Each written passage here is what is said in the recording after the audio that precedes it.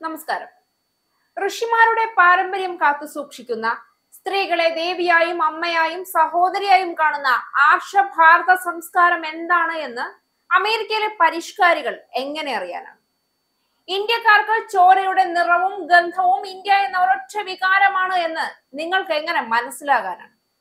ഭൂമിയിലോ ആകാശത്തിലോ ഭാരതത്തിലോ അമേരിക്കയിലോ ചേരിയിലോ നഗരത്തിലോ കൊട്ടാരത്തിലോ കുടിലിലോ എവിടെ ഏത് സാഹചര്യത്തിൽ വർദ്ധിച്ചാലും ഇന്ത്യയിലെ 140 കോടി ജനങ്ങൾക്കും ഇന്ത്യ എന്നൊരൊറ്റ പേരേ ഉള്ളൂ എന്ന് പറഞ്ഞാൽ ബന്ധത്തിന്റെ ഇഴയെടുപ്പമറിയാത്ത, മൂല്യമറിയാത്ത പാശ്ചാത്യ രാജ്യങ്ങൾക്ക് എന്ത് തിരിച്ചറിവുണ്ടാകാനാണ്? JD വാൻസ് എന്ന് കേട്ടിട്ടുണ്ട്. ലോക പോലീസ് കളിക്കുന്ന അമേരിക്കയിലെ സാക്ഷാൽ ഡൊണാൾഡ് ട്രംപിന്റെ അമേരിക്കയുടെ വൈസ് പ്രസിഡന്റ് ആയ അതേ JD വാൻസ്. ഇന്നലെ JD വാൻസ് ഉത്തരം മുട്ടി തൊണ്ടയിൽ കുരുങ്ങി കണ്ണു തള്ളി നിന്നത് അങ്ങ് അമേരിക്കയിൽ ഇന്ത്യയിലെ ഒരു പെൺകുട്ടിയുടെ വിരൽ ചൂണ്ടി തൊടുത്തുവിട്ട ചോദ്യശരങ്ങൾക്ക് മുന്നിലായി. ഞങ്ങളുടെ യുവത്വവും സമ്പത്തും ഈ രാജ്യത്ത് ചെലവഴിക്കാൻ ഞങ്ങളെ പ്രേരിപ്പിച്ചത് നിങ്ങളാണ്. ഞങ്ങൾക്കൊരു സ്വപ്നം നൽകി.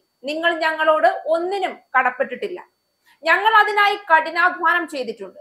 ഇവിടെ കുടിയേറ്റക്കാർ ധാരാളമുണ്ട്. അതിനാൽ അവരെ എല്ലാം പുറത്താക്കാൻ പോകുന്നുവെന്ന് ഒരു വൈസ് പ്രസിഡന്റ് എന്ന നിലയിൽ എങ്ങനെയാണ് നിങ്ങൾക്ക് പറയാനാകുന്നത്?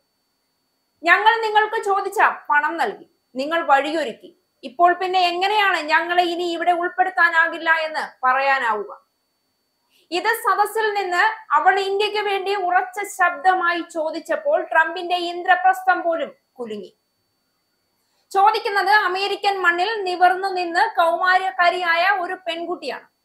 മോദിയുടെ ഭാരതം അമേരിക്കയിൽ പെണ്ണിന്റെ ശബ്ദത്തിൽ ഉറക്കെ പ്രതികരിച്ചെങ്കിൽ പിന്നിൽ ഇന്ത്യ എന്ന രാജ്യത്തിന്റെ ഇന്നത്തെ കരുത്തു തന്നെയാണ്.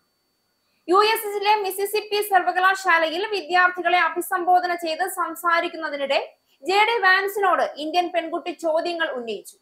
US-ലേക്കുള്ള നിയമപരമായ കുടിയേറ്റം പരിമിതപ്പെടുത്തണമെന്നാണ് US വൈസ് പ്രസിഡന്റ് സർവകലാശാലയിലെ പ്രസംഗത്തിൽ പറഞ്ഞത്.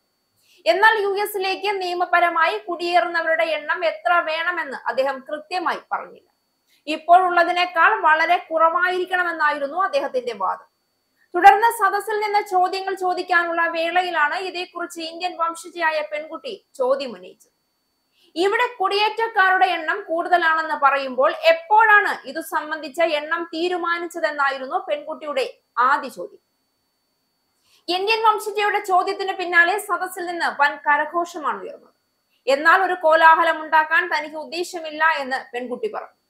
ഒരു നിമിഷം ഇന്ത്യയുടെ ഉറച്ച ശബ്ദത്തിൽ JD വാൻസ് നിശബ്ദനായി എന്ന് വേണം പറയാൻ. ലോകത്തിന്റെ ഏത് കോണിലായാലും ഇന്ത്യക്കാർക്ക് ഇന്ത്യ ഒരു ദേശം മാത്രമല്ല, അതൊരു വികാരമാണ്.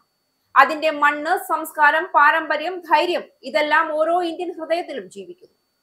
വിദേശത്ത് ജീവിക്കുന്ന കോടിക്കണക്കിന് പ്രവാസികളും അവരുടെ ജീവിതത്തിന്റെ നാഡിയായി ഇന്ത്യയെ തന്നെ കാണും. അമേരിക്കയുടെയും മറ്റ് രാജ്യങ്ങളുടെയും രാഷ്ട്രീയ തന്ത്രങ്ങളോ സാമ്പത്തിക ആധിപത്യമോ ഇന്ത്യയെ തകർക്കാനാവില്ല. കാരണം ഇന്ത്യയുടെ ശക്തി ജനങ്ങളുടേതാണ്. അതിനെ മുന്നോട്ട് നയിക്കുന്നതാണ് പ്രധാനമന്ത്രി നരേന്ദ്രമോദിയുടെ ദേശസ്നേഹവും നേതൃത്വ പ്രാവീണ്യവും. മോദിയുടെ ഭരണകാലം ഇന്ത്യയെ ലോകവേദിയിൽ അഭിമാനത്തോടെ ഉയർത്തിയ കാലഘട്ടമാണ്. ഇന്ന് അമേരിക്ക പോലുള്ള ശക്തി രാഷ്ട്രങ്ങൾ പോലും ഇന്ത്യയുടെ നിലപാടുകളെ അവഗണിക്കാൻ കഴിയുന്നില്ല. യുക്രൈൻ റഷ്യ യുദ്ധം മുതൽ മിഡിൽ ഈസ്റ്റിലെ സംഘർഷങ്ങൾ വരെയും മോദി ഇന്ത്യയുടെ സ്വതന്ത്ര നിലപാട് വ്യക്തമായി ലോകത്തിന് മുന്നിൽ വെച്ചു. അമേരിക്കയോ മറ്റു രാജ്യങ്ങളോ ഇന്ത്യയെ സമ്മർദ്ദത്തിലാക്കാൻ ശ്രമിച്ചപ്പോൾ പോലും മോദി ഒരു നിമിഷം പോലും പിന്മാറിയില്ല, പതറിയില്ല.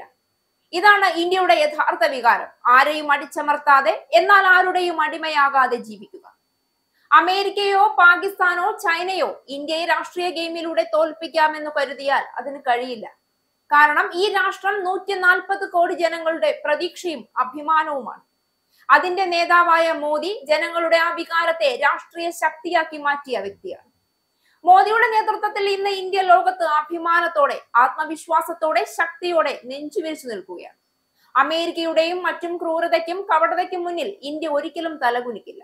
ഏത് ലോകത്തായാലും ഇന്ത്യക്കാരുടെ ഹൃദയത്തിൽ ഇന്ത്യ എന്ന വികാരമുണ്ട്. അതിന് ശബ്ദം നൽകുന്ന നേതാവ് നരേന്ദ്രമോദിയാണ്. ഇസ്രായേലിന്റെ 5 സൈനിക താവളങ്ങളിൽ കനത്ത നാശനഷ്ടം. മോദി വെളിപ്പെടുത്തുന്ന ഇന്ത്യയുടെ വികസനത്തിന്റെ മയക്കുമരുന്ന് വിൽപ്പനയ്ക്കെതിരെ ശക്തമായ നടപടിയെടുത്ത് ഷാർജ പോലീസ്. അമേരിക്കയിലെ സാധാരണ മനുഷ്യരോട് കൂടിയാണ് കോൺഗ്രസിനുള്ളിൽ പങ്കുവയ്ക്കാൻ വി ഡി സതീശൻ ഓപ്പറേഷൻ സിന്ദൂറിൽ ഉപയോഗിച്ച